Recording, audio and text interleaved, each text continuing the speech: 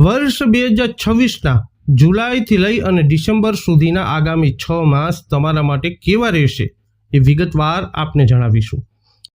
જુલાઈથી લઈ અને ડિસેમ્બર 2026 સુધીનો સમયગાળો સિંહ રાશિના જાતકો માટે ખૂબ જ મહત્વપૂર્ણ રહેશે। જુલાઈની શરૂઆતથી જ આ રાશિ શનિની ઢૈયાના પ્રભાવ હેઠળ છે। હાલમાં દેવતાઓના ગુરુ તેનું ઉચ્ચ સ્થાન પ્રાપ્ત કરી ચૂક્યા છે અને ઓક્ટોબર સુધી તમારા ગોચર ચાર્ટમાં 12મા ભાવમાં રહેવાના છે।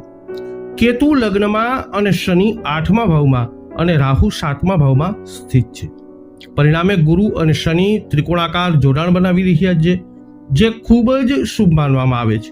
જો કે 8મા ભાવમાં શનિની સ્થિતિ અને 12મા ભાવમાં ગુરુની સ્થિતિ ખૂબ જ શુભ માનવામાં આવતી નથી। જો કે તે તમારા જીવનમાં કેટલીક નકારાત્મક ઘટાડવામાં મદદ કરશે। વધુમાં સૂર્યની સ્થિતિ તમારા જીવનમાં કેટલાક સકારાત્મક ફેરફારો લાવી શકે છે। આ વિશ્લેષણ તમારી ચંદ્ર રાશિ ઉપર આધારિત છે। વૈદિક જ્યોતિષશાસ્ત્ર અનુસાર 8મા ભાવમાં શનિની સ્થિતિ અને 12મા ભાવમાં ગુરુની સ્થિતિ આ રાશિ હેઠળ જન્મેલા લોકોના જીવન પર મિશ્ર પરિણામોની અસર કરી શકે છે।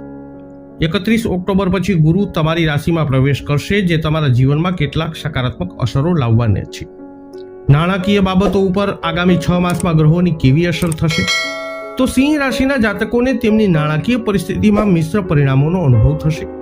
આ સમય તમને થોડી રાહત આપી શકે છે। જો તમે કોઈ બેંક અથવા નાણાકીય સંસ્થામાંથી લોન મેળવવાનો પ્રયત્ન કરી રહ્યા છો તો તમને સફળતા મળી શકે છે। 2 જૂનથી ગુરુનું 12મા ભાવમાં પ્રવેશ થઈ ચૂક્યો છે। એની સાથે સિંહ રાશિના જાતકોને તેમના કાર્યોમાં સફળતા અને તેમના નાણાકીય સંસાધનોમાં વધારો થશે, પરંતુ ખર્ચમાં પણ તીવ્ર વધારો થઈ શકે છે। શનિ તમારી ગોચર કુંડળીના ધનભાવમાં પોતાનો પ્રભાવ પાડી રહ્યા છે। પરિણામે પૈસા બચાવવામાં નિષ્ફળતા મળી શકે છે। તમારે નાના કાર્યોમાં વધુ મહેનત કરવી પડી શકે છે। વધુમાં એવા સંકેતો છે કે લાંબા સમયથી રોકાયેલા ભંડોળ પાછા મળી શકે છે। આવક અને ખર્ચ બંને સુસંગત રહેશે, તેથી બચત મર્યાદિત હોઈ શકે છે, પરંતુ આવશ્યક કાર્યો અપ્રભાવિત રહેશે। શિક્ષણ ક્ષેત્ર ઉપર કેવી અસર થશે? તો જુલાઈથી ડિસેમ્બર સુધીનો સમયગાળો સિંહ રાશિના લોકો માટે ખૂબ જ મહત્વપૂર્ણ રહેશે। સ્પર્ધાત્મક પરીક્ષાઓ, ઇન્ટરવ્યૂ અથવા મહત્વપૂર્ણ પરિણામોની રાહ જોતા લોકોને સારા સમાચાર મળી શકે છે। વધુમાં તમે અગાઉ આપેલી કોઈ પણ પરીક્ષામાં સફળ થઈ શકો છો। વિદેશમાં અભ્યાસ કરતા લોકો પણ સફળતા મેળવી શકે છે। વ્યવસાય ઉપર કેવી અસર થશે?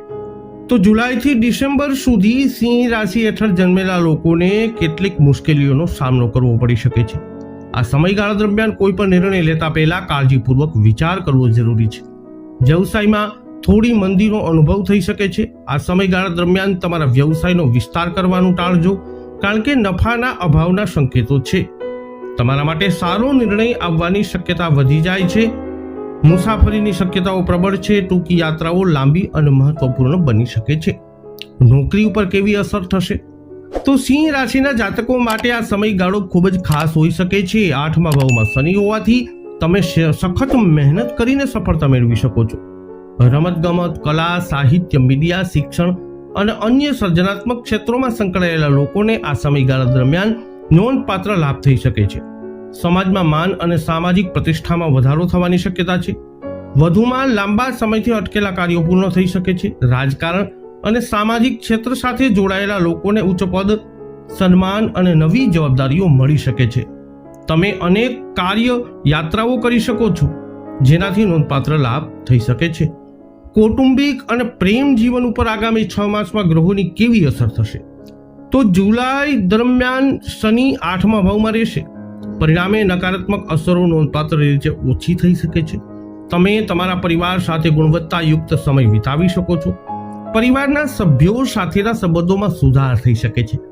જો કે જે લોકો પહેલા દૂર હતા તેઓ અચાનક ખૂબ જ નજીક આવી જશે તેવી અપેક્ષા રાખશો નહીં। સંબંધો મધુર બનશે, પરંતુ સંતુલન જાળવવું જરૂરી રહેશે। કૌટુંબિક સુખમાં વધારો થવાના સંકેતો છે। કૌટુંબિક વાતાવરણ વધુ સુમેળભર્યું બનશે। તમને મિત્રો તરફથી સહયોગ મળતો રહેશે, જે તમને માનસિક રીતે મજબૂત રહેવામાં મદદ કરી શકે છે। બાળકો મેળવવા માંગતા લોકો માટે પણ આ સમય અનુકૂળ છે। અપરિણિત લોકોને આ સમય અવધિમાં આગામી 6 માસમાં લગ્નના પ્રસ્તાવ મળી શકે છે। સ્વાસ્થ્ય ઉપર કેવી અસર થશે? તો સિંહ રાશિના જાતકોએ તેમના સ્વાસ્થ્ય પ્રત્યે સાવધાન રહેવાની જરૂર છે। તેઓ માનસિક રીતે અને શારીરિક તણાવનો સામનો કરી શકે છે. 12મા ભાવમાં ગુરુની સ્થિતિ તમને નબળા પાડી શકે છે. તેથી આ રાશિ હેઠળ જન્મેલા લોકોએ ઓક્ટોબર સુધી થોડી સાવધાની રાખવાની જરૂર છે. તમારે તમારા સ્વાસ્થ્ય પર વધુ ધ્યાન આપવાની જરૂર છે. વાહન ચલાવતી વખતે થોડી સાવધાની રાખો. જો કે તમે આધ્યાત્મિકતા તરફ વધુ ઝુકાવ ધરાવી શકો છો. ધ્યાન, આધ્યાત્મિક અભ્યાસ અને આત્મનિરીક્ષણમાં તમારી રુચિ વધશે અને તમારું મન વધુ કેન્દ્રિત થશે. મિત્રો, કન્યા રાશિના લોકો માટે જુલાઈથી ડિસેમ્બર સુધીના મહિના ખૂબ જ ખાસ રહેવાના છે. તમને જણાવી દઈએ કે મહિનો શરૂ થતાં જ એટલે કે 2 જૂનથી ગુરુ પોતાની ઉચ્ચ રાશિ કર્ક રાશિમાં પ્રવેશ કરી લીધો છે અને 31 ઓક્ટોબર સુધી ત્યાં રહેવાના છે.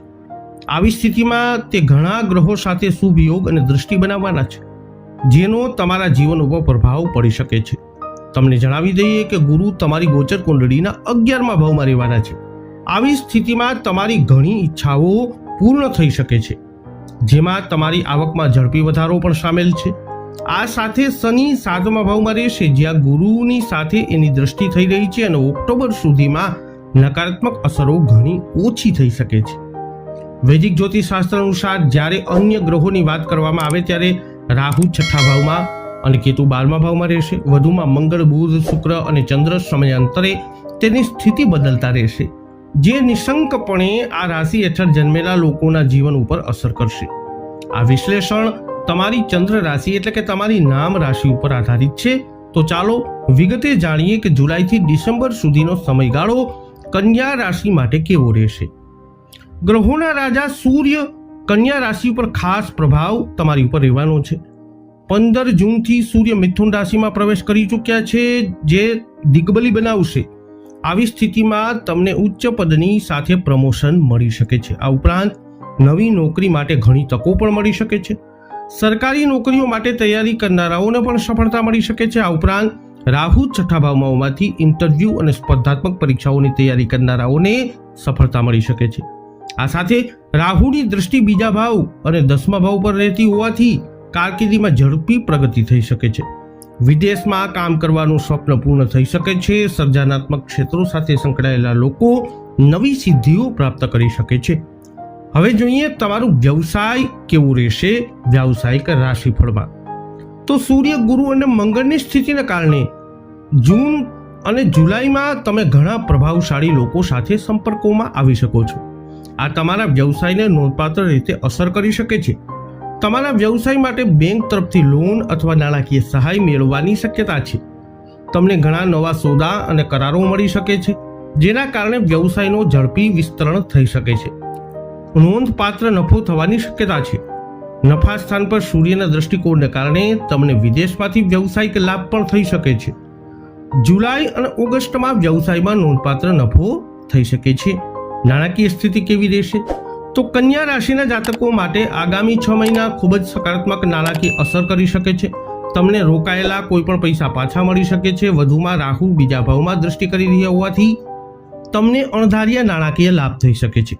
આવકના નવા સ્ત્રોત ખુલી શકે છે. વધુમાં તમે અગાઉ કરેલા રોકાણમાંથી નોંધપાત્ર નફો પણ મેળવી શકો છો. કન્યા રાશિમાં જન્મેલા લોકો શેરબજાર, રોકાણ, મિલકત અથવા અન્ય ક્ષેત્રોમાંથી નોંધપાત્ર નફો મેળવી શકે છે. આ સમયગાળા દરમિયાન તમે નવું વાહન, મિલકત અથવા ઘર અને અન્ય સંપત્તિ ખરીદવામાં સફળ થઈ શકો છો. વધુમાં તમે મિલકત વેચીને નોંધપાત્ર નફો કમાઈ શકો છો. જો કે ગુરુનું સિંહ રાશિમાં ગોચર તેને તમારી કુંડળીમાં 12મા ભાવમાં રાખશે. પરિણામે ઓક્ટોબરથી ડિસેમ્બર દરમિયાન બિનજરૂરી ખર્ચાઓ, ખાસ કરીને પરિવાર અને સ્વાસ્થ્ય સંબંધિત ખર્ચાઓ તમને પરેશાન કરી શકે છે. રોકાણ કરતા પહેલા કાળજીપૂર્વક વિચાર કરવો જરૂરી છે. વાત કરીએ હવે વિદ્યાર્થીઓની. તો ગુરુ ગ્રહનું 11મા ભાવમાં સ્થાન પામવું એ શિક્ષણ ક્ષેત્રે નોંધપાત્ર લાભ લાવી શકે છે. આ વર્ષ સંશોધન, ટેકનોલોજી અને મેનેજમેન્ટ સાથે જોડાયેલા લોકો માટે ખાસ કરીને અનુકૂળ રહેશે. સ્પર્ધાત્મક પરીક્ષાઓની તૈયારી કરતા વિદ્યાર્થીઓને લાભ થઈ શકે છે. સર્જનાત્મક ક્ષેત્રોમાં નવી સિદ્ધિઓ પ્રાપ્ત થઈ શકે છે. ઉચ્ચ શિક્ષણ મેળવવાનું સ્વપ્ન પણ સાકાર થઈ શકે છે. વાત કરીએ સ્વાસ્થ્યની, તો ગુરુ ગ્રહ ઉચ્ચ રાશિમાં હોવાથી ઓક્ટોબર સુધી તમારું સ્વાસ્થ્ય સારું રહેશે. તમારા બાળકની સ્વાસ્થ્ય સમસ્યાઓ પણ દૂર થઈ શકે છે. પરિવારના સભ્યની સ્વાસ્થ્ય સંબંધિત સારવાર અથવા શસ્ત્રક્રિયામાં સફળતા મળી શકે છે. અંતમાં વાત કરીએ પ્રેમ જીવન અને સંબંધોની, તો જૂનથી ડિસેમ્બર સુધી તમે તમારા પરિવાર સાથે સારો સમય વિતાવી શકો છો. પારિવારિક સંબંધો મજબૂત રહેશે, પારિવારિક વાતાવરણ સુખદ રહેશે, પ્રેમ જીવન પણ સારું રહેશે. વધુમાં અપરિણિત લોકો માટે લગ્નના પ્રસ્તાવો પણ શક્ય છે. ઓક્ટોબરમાં ગુરુનું ગોચર પરિવારમાં મતભેદનું કારણ બની શકે છે. આવી સ્થિતિમાં ધીરજ અને સંયમ રાખવાનો પ્રયત્ન કરજો.